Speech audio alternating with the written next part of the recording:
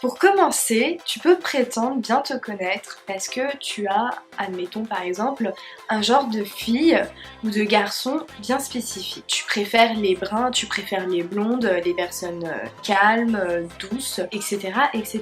Sauf qu'un jour, tu fais une rencontre qui t'amène justement à te remettre en question sur tes goûts parce que cette personne dégage quelque chose qui t'énerve alors qu'elle répond parfaitement aux critères que tu préfères chez les gens. Donc du coup, tu te demandes est-ce que c'est lui le problème ou est-ce que c'est moi, ou peut-être qu'en fait mes goûts ont changé, peut-être que je n'aime plus les gens calmes en fait, je préfère les gens beaucoup plus dynamiques. Donc c'est peut-être lui qui dégage quelque chose qui te dérange, mais c'est peut-être aussi toi en réalité qui a changé quelque chose. Tes goûts ont changé par rapport aux expériences que tu as vécues avant.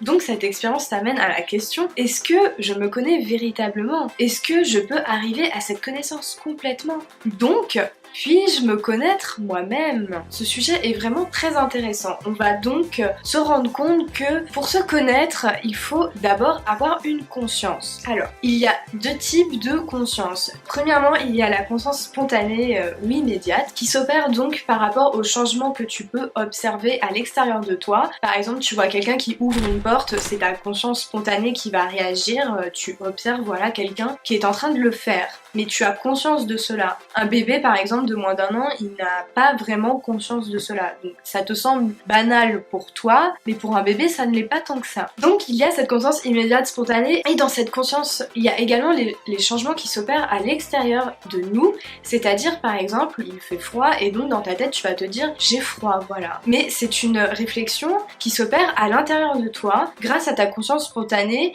qui ressent justement la température qu'il y a. Et les animaux, eux, ils ont donc, comme nous, cette conscience spontanée immédiate. Ils peuvent très bien observer une personne qui ouvre une porte, ou ils peuvent également ressentir le fait qu'ils ont froid. Ils ont donc bien cette conscience, que ce soit à l'extérieur ou à l'intérieur d'eux, cette conscience spontanée. Donc on pourrait se demander, est-ce que les animaux, eux, cherchent-ils à se connaître? Parce que eux, ils ont cette conscience immédiate et spontanée comme nous, donc pourquoi ils ne chercheraient pas à se connaître? Eh bien non, parce que eux, ils n'ont pas la deuxième conscience que nous avons, c'est-à-dire la conscience réfléchie. Eh bien qu'est-ce que c'est que la conscience réfléchie? Eh bien c'est tout simple, c'est que tu tires des conclusions à partir de ta conscience immédiate. C'est aussi simple que ça, c'est-à-dire que par exemple, à force de tout le temps avoir ressenti le fait que tu es froid, alors que par exemple, admettons, tu remarques que les autres, eux, ils ont pas froid contrairement à toi, et bah grâce à ta conscience réfléchie, tu peux être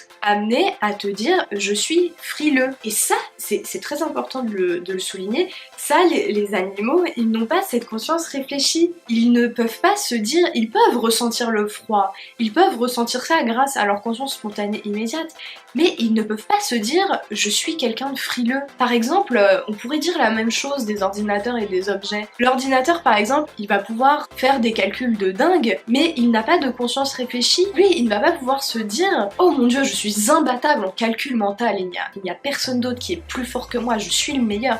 Ça, l'ordinateur, il ne peut pas se le dire, tout comme les animaux ne peuvent pas se dire je suis le meilleur, parce que voilà, à la différence de nous, les animaux et les objets n'ont pas de conscience réfléchie. On peut dire que la conscience spontanée immédiate sert à percevoir, mais ne sert pas à se connaître. Si tu veux plus précisément, enfin si tu l'as bien compris, les animaux, eux, ont donc une conscience spontanée immédiate comme nous, mais ils n'ont pas de conscience réfléchie, alors que les objets, eux, ils n'ont ni conscience immédiate spontanée, ni conscience réfléchie. Donc il ne peut y avoir qu'un être réfléchi qui peut se connaître. Alors oui, c'est bien beau d'avoir cette conscience réfléchie, ça nous aide déjà à essayer de nous comprendre un peu plus, d'essayer vraiment de savoir qui nous sommes. Mais donc comment on fait pour essayer de se connaître nous-mêmes?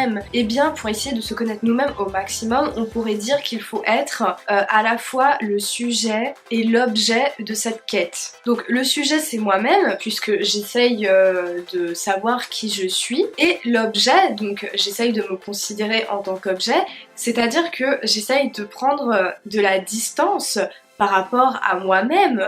J'essaye de me mettre à la place de quelqu'un d'autre, par exemple un ami, tu vois. J'essaye de me mettre à la place de mon ami pour prendre de la distance par rapport à moi, donc mon sujet, pour essayer de me connaître davantage. Sauf que cette personne extérieure, c'est moi-même. Je ne peux pas en réalité confier cette tâche à quelqu'un d'autre parce qu'il n'y a que moi et moi-même qui peut savoir véritablement qui je suis. Si quelqu'un croit savoir mieux que moi, il peut se tromper, alors que moi, en réalité, je suis le seul qui détient la clé pour savoir véritablement qui je suis. Par conséquent, Descartes va expliquer dans le discours de la méthode que les cours et les lectures, voilà, que l'on nous enseigne à l'école, et c'est Descartes qui l'a dit, ce n'est pas moi, vaut moins que ce que nous pouvons apprendre de nous-mêmes. Parce que à travers les leçons que nous tirons de nos expériences, ou en faisant confiance uniquement à sa raison, ainsi qu'à sa conscience réfléchie, on peut advenir à des conclusions qui nous permettent de comprendre qui nous sommes. Et en raison de cela, Descartes se pose donc des questions. Il veut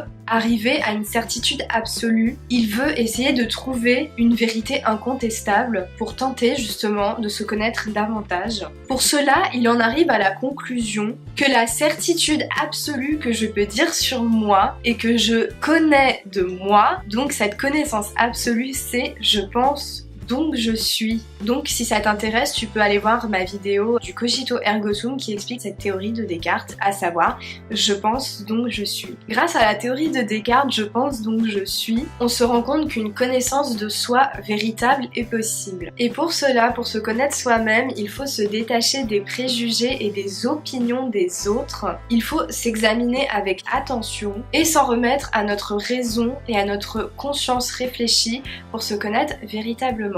Et donc nous verrons dans la prochaine vidéo la deuxième et la troisième partie de cette dissertation, car il y a tellement de choses à dire avec cette problématique, je ne pouvais pas regrouper tout en une vidéo. Donc j'espère vraiment que cette vidéo t'a plu, n'hésite pas à me faire part de tes opinions en commentaire, ça me ferait vraiment plaisir. Abonne-toi si ce n'est toujours pas fait et partage cette vidéo si tu as kiffé. En attendant les prochaines réponses à cette problématique, je te fais des gros bisous et je te dis à bientôt.